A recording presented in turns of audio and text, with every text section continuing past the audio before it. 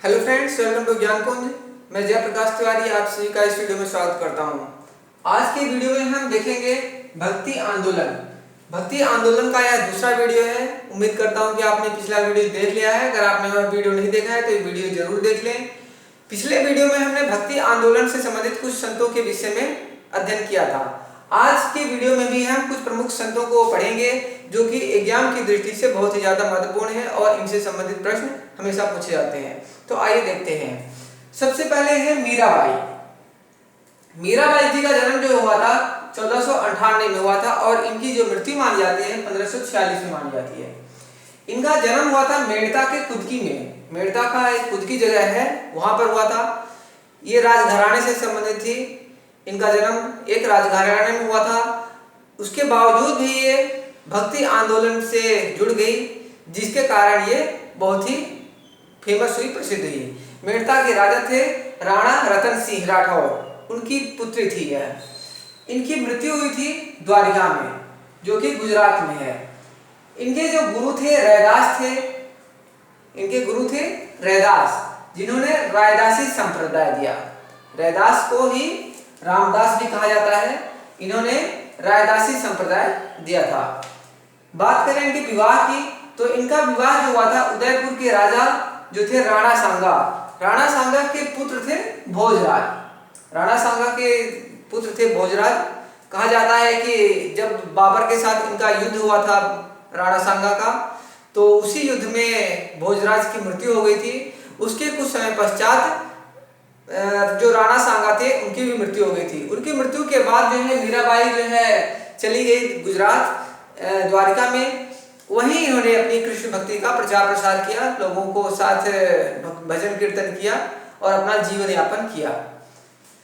इनकी तुलना सूफी महिला रबिया से की जाती है। रबिया जो कि एक सूफी महिला संत थी, जो कि काफी प्रसिद्ध रही। इसी कारण मीराबाई की तुलना सूफी महिला संत रबिया से की जाती है। नेक्स्ट है तुलसीदास। तुलसीदास जी के बारे में आप लोगों ने काफी कुछ सुना होगा, इनके बारे में आप जानते ही होंगे। आइए देखते हैं। इनका जन्म जो है 1532 में माना जाता है। जन्म है इनका राजापुर, जो कि उत्तर प्रदेश में है। राजापुर में हुआ था, जो कि उत्तर प्रदेश में है। इन्होंने सगुण भक्ति अपनाई। आप लोगों ने पिछले वीडियो में पढ़ा था निर्गुण भक्ति और सगुण भक्ति।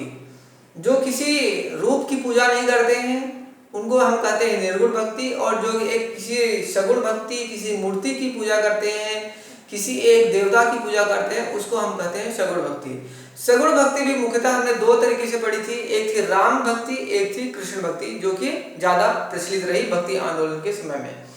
तो जो तुलसीदास थे ये संबंधित थे सगुण भक्ति से। इन्होंने राम स्वरूप की पूजा की थी। सगुण भक्ति के अंतर्गत जो तुलसीदास थे इन्होंने राम स्वरूप की पूजा की। 1575 में रामचरितमानस की रचना की इन्होंने अवधी भाषा में। अवधी भाषा में तुलसीदास जी ने रामचरितमानस की रचना की। शैव एवं वैष्णव के बीच एकता स्थापित किया इन्होंने। शैव एवं वैष्णव के बीच इन्होंने एकता स्थापित किया और इन्होंने 25 रचनाएं लिखी थी। 25 रचनाएं लिखी थी, जिसमें से विनय पत्रिका, कवितावली, गीतावली और एक थी रामचरितमानस। रामचरितमानस, ये इनकी 4 रचनाएं बहुत ज्यादा प्रसिद्ध रही। तो आप इनको हमेशा याद रखें, इनसे रिलेटेड प्रश्न हमेशा पूछे जाते हैं। इनकी रचनाएं विनय पत्रिका, कवितावली, गीतावली, रामचरितमानस। इसके अलावा और भी रचनाएं इन्होंने लिखी, दोहावली, रामलला नछू, इस तरीके की इन्होंने कुल 25 रचनाएं लिखी हैं। और इसके अलावा ये अकबर और जहांगीर के ये समकालीन भी रहे थे। आप यहाँ से भी समझ सकते हैं 1532 से 1623 में जो इनका समय काल रहा, उसमें अकबर और जहांगीर के ये समकालीन रहे। आइए देखते हैं नेक्स्ट दादू दयाल। दादू दयाल का जो जन्म हुआ था 1544 ईस्वी में और इनकी मृत्यु हुई थी 1689 ईस्वी में। दादू दयाल जो कि बहुत ही ज्यादा प्रसिद्ध हैं, हमेशा इनसे रिलेटेड प्रश्न जो है पूछे जाते हैं। इनका जो जन्म हुआ था गुजरात में हुआ था, अहमदाबाद में। इनका जन्म जो हुआ था गुजरात के अहमदाबाद में हुआ था, लेकिन इनका जो कर्म क्षेत्र रहा वो रहा राजस्थान। राजस्थान में इनका कर्म क्षेत्र रहा, लेकिन जो जन्म था उनका गुजरात में रहा। कबीर के पुत्र जो थे, कबीर के पुत्र थे एक कमाल और उनकी एक पुत्री भी थी कमाली, जो कि भक्ति आंदोलन से ही जुड़े हुए थे। कबीर के पुत्र जो कमाल थे उनके ये शिष्य थे, कमाल के ये शिष्य थे कौन? दादू दयाल थे। ये कबीर पंथी थे और निर्गुण भक्ति के साधक थे। ये निर्गुण भक्ति मतलब जो किसी रूप की पूजा नहीं करते हैं, कबीर पंथी हैं। जो संत कबीर के जो उपदेश थे बीजक, कबीर के उपदेशों को संकलित किया गया था एक किताब बीजक में, और जो बीजक को अपनाते हैं, मतलब जो उन पर विश्वास करते हैं, बीजक पर जो कबीर के बातों पर विश्वास करते हैं, वो कहलाते हैं कबीरपंथी। और ये जो थे दादू दयाल, ये थे कबीरपंथी। इन्होंने हिंदू मुस्लिम एकता पर बल दिया और ये भी अकबर के ही समकालीन थे। नेक्स्ट है रैदास, जिनको कहा जाता है रविदास। रविदास कहा जाता है, जो कि मीराबाई के ये गुरु भी रहे हैं। तो क्या है रविदास के बारे में? इनका जो जन्म है वाराणसी में हुआ था। इसके अलावा एक और संत के विषय में हमने पढ़ा था कबीर, उनका जन्म भी जो है वाराणसी में ही हुआ था। कबीर ने इन्हें संतों का संत कहा। एक प्रश्न यहाँ से बनता है कि संतों का संत किसे कहा जाता है? तो संतों का संत किसे कहा जाता है? रैदास को संतों का संत कहा जाता है। और किसने कहा? तो इन्हें जो है कबीर ने संतों का संत कहा है। इसके अलावा इन्होंने एक और कहा, मन चंगा तो कठौती में गंगा। इसका मतलब क्या है कि अगर आपका मन शुद्ध है, आपकी आत्मा शुद्ध है, आप मन से सच्चे हैं, पवित्र हैं, तो आपको किसी मंदिर में जाने की जरूरत नहीं है, किसी मंदिर मूर्ति की पूजा करने की जरूरत नहीं है। मतलब आप अपना दिल साफ रखिए, अपना मन साफ रखिए। मन चंगा तो कठौती में गंगा। इसके अलावा ये रामानंद के 12 शिष्यों में एक थे और ये मीराबाई के गुरु भी थे। नेक्स्ट है सूरदास। सूरदास के विषय में भी आप लोगों ने सुना ही होगा जरूर। जन्म जो है 1478 ईस्वी में हुआ था और मृत्यु मानी जाती है 1583 ईस्वी में। इनका जो जन्म है आगरा में हुआ था, उत्तर प्रदेश।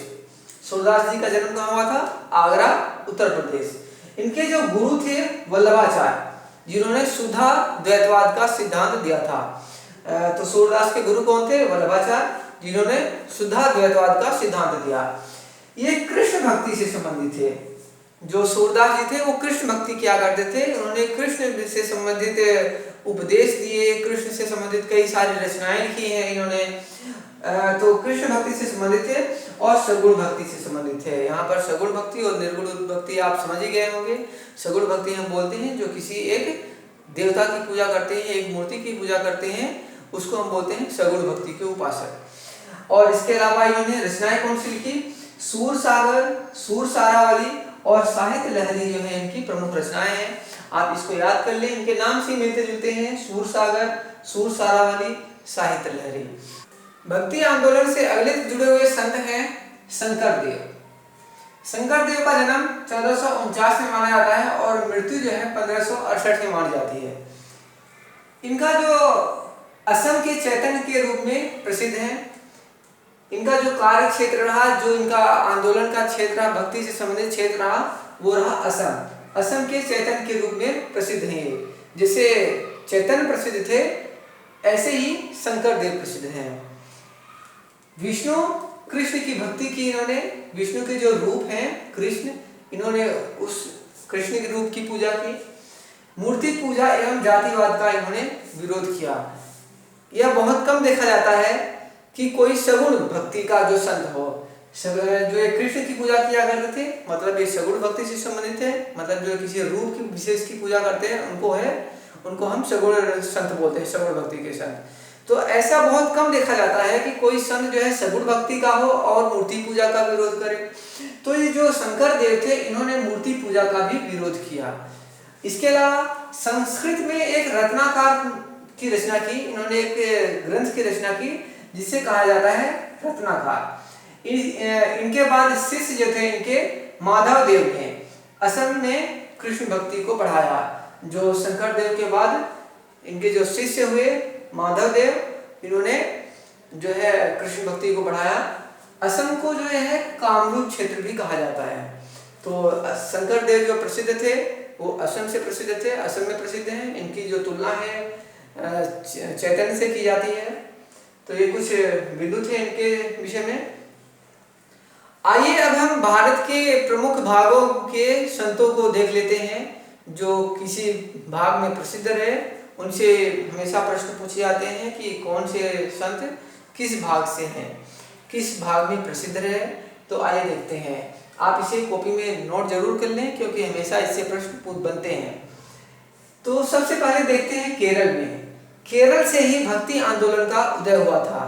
केरल में ही सबसे पहले शंकराचार्य ने भक्ति आंदोलन को प्रारंभ किया। शंकराचार्य के विषय में आपने पिछले वीडियो में जरूर पढ़ लिया होगा।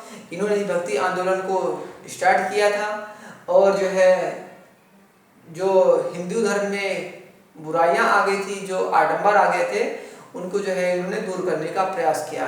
इसके अलावा इन्होंने चारों दिशाओं में 4 मठों की स्थापना की थी और 12 ज्योतिर्लिंगों की पीठ की स्थापना की थी। तो आइए देखते हैं। केरल में इनका जो है जन्म हुआ था शंकराचार्य का, और इन्होंने अद्वैतवाद का सिद्धांत दिया था। इसके अलावा एक और संत हैं नम्मालवार। इनका जो जन्म हुआ था वो भी केरल में हुआ था, केरल में प्रसिद्ध रहे ये। इसके अलावा आपने पिछले वीडियो में पढ़ा होगा कि भक्ति आंदोलन के क्रम में जो संत थे वो 2 भागों में डिवाइड हो गए थे, 2 भागों में बढ़ गए थे, अलवार संत और नयनार संत। अलवार संत जो है कृष्ण भक्ति किया करते थे और जो नयनार संत थे वो शंकर की पूजा किया करते थे। तो ये जो नम्मालवार थे इन्होंने ये अलवार संत हैं। नेक्स्ट है कर्नाटक। कर्नाटक में प्रसिद्ध रहे माधवाचार्य जिन्होंने द्वैतवाद का सिद्धांत दिया है। और मद्रास में निम्बकाचार्य प्रसिद्ध रहे हैं। इन्होंने जो है द्वैतवाद का सिद्धांत दिया था। नेक्स्ट देखते हैं आंध्र प्रदेश। आंध्र प्रदेश में जो सबसे ज्यादा प्रसिद्ध रहे वो है रामानुजाचार्य और इन्होंने जो है विशिष्टाद्वैतवाद का सिद्धांत दिया था। बंगाल और उड़ीसा में प्रसिद्ध रहे चैतन्य। जो चैतन्य है उनका जन्म जो हुआ था बंगाल में हुआ था, लेकिन जो उनकी कर्म भूमि रही वो रही उड़ीसा। ये जो है चैतन्य प्रसिद्ध रहे बंगाल और उड़ीसा दोनों में। चैतन्य ने एक अलग भक्ति का प्रसार किया जिसको कीर्तन कहा गया। कीर्तन क्या होता है? किसी एक रूप की पूजा करना, उसका नाम बार बार रिपीट करना और गाने के साथ साथ जो है कुछ बजाना। तो इन्होंने चैतन्य ने एक कृष्ण भक्ति की पूजा की और कीर्तन जो है इन्होंने प्रयोग किया। आगे है असम। असम में प्रसिद्ध है शंकरदेव। शंकरदेव की तुलना जो है चैतन्य से की जाती है, जो कि हमने भी यहाँ पर पढ़ लिया है। पंजाब में देखते हैं तो पंजाब में एक संत उभर कर आए गुरु नानक देव। गुरु नानक देव के विषय में कहा जाता है कि उन्होंने पूरे भारत की कई बार यात्राएं की और उन्होंने सभी जो धर्मों से लेकर के जो अच्छाइयाँ थी उनसे लेकर के एक नया धर्म इन्होंने बनाया जिसको कहा जाता है सिख धर्म। तो सिख धर्म के ये संस्थापक भी हैं। तो पंजाब में प्रसिद्ध रहे गुरु नानक देव। नेक्स्ट बात करते हैं राजस्थान की। तो राजस्थान में प्रसिद्ध रहे दादू दयाल। गुजरात में प्रसिद्ध रही मीराबाई। मीराबाई का भी जन्म जो है राजस्थान में हुआ था, लेकिन जो इनकी कर्म भूमि रही वो गुजरात रही। अपने पति की मृत्यु के बाद ये चली गई थी गुजरात में और वहीं पर इन्होंने जो है कृष्ण भक्ति का प्रचार प्रसार किया। कृष्ण को इन्होंने अपना पति रूप माना और इन्होंने कृष्ण भक्ति की पूजा की और कई सारे जो है इन्होंने इसके अलावा क्या बोलते हैं भजन कीर्तन के द्वारा अपने आप को प्रसारित किया, फैलाया अपने आप को। नेक्स्ट है उत्तर प्रदेश। उत्तर प्रदेश में और महाराष्ट्र में बहुत सारे संत उभर करके आए हैं। नाम देख लेते हैं उनके। कबीर, रैदास, रामानंद, तुलसीदास, सूरदास और वल्लभाचार्य। वल्लभाचार्य ने एक मत दिया था जिसको कहा जाता है शुद्धाद्वैतवाद का मत। महाराष्ट्र की बात करें तो महाराष्ट्र में प्रसिद्ध रहे ज्ञानदेव। इनके ज्ञानदेव के बाद आए इनके शिष्य नामदेव और फिर एकनाथ, तुकाराम और रामदास। ये थे महाराष्ट्र और उत्तर प्रदेश के कुछ प्रमुख संत। आइए अब कुछ महाराष्ट्र से संबंधित बिंदुओं को देख लेते हैं जो कि एग्जाम की दृष्टि से बहुत ज्यादा महत्वपूर्ण है। महाराष्ट्र में धरकरी और वारकरी, ठीक, महाराष्ट्र में धरकरी और वारकरी संप्रदाय का उदय हुआ। जो धरकरी संप्रदाय के थे वो थे राम की पूजा किया करते थे, और जो वारकरी संप्रदाय के थे वो है कृष्ण की पूजा किया करते थे। महाराष्ट्र में भक्ति को लोकप्रिय नामदेव ने बनाया था। महाराष्ट्र में भक्ति को नामदेव ने लोकप्रिय बनाया, और एकनाथ को महाराष्ट्र का तुलसीदास कहा जाता है। तो जो एकनाथ थे वो भी क्या, सगुण भक्ति के संत थे। जिस तरह तुलसीदास जो है सगुण भक्ति से संबंधित थे, इसी तरह एकनाथ भी सगुण भक्ति से संबंधित थे, और इनकी तुलना जो है तुलसीदास से की जाती है।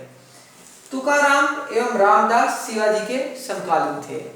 तो ये थे भक्ति आंदोलन का दूसरा वीडियो था, जिसमें हमने कुछ बिंदुओं को डिस्कस किया जो कि एग्जाम की दृष्टि से बहुत महत्वपूर्ण है। इसके अलावा एक और वीडियो आएगा सूफी आंदोलन का। उसके बाद हम शुरू करेंगे मुगल काल, जो कि बहुत ही ज़्यादा महत्वपूर्ण है। तो आप लोगों को जरूर वीडियो पसंद आया होगा, और आप लोगों से कहना चाहूँगा कि इन पॉइंट्स को जरूर नोट कर लें। और इसके अलावा एक पिछले वीडियो में हमने एक संप्रदाय का एक चार्ट बनाया था, उसको भी जरूर नोट कर लें। हमेशा इनसे प्रश्न पूछे जाते हैं। तो और अगर आपको वीडियो पसंद आए तो वीडियो को लाइक करना जरूर सुनिश्चित करें। Okay friends, thank you for watching this video.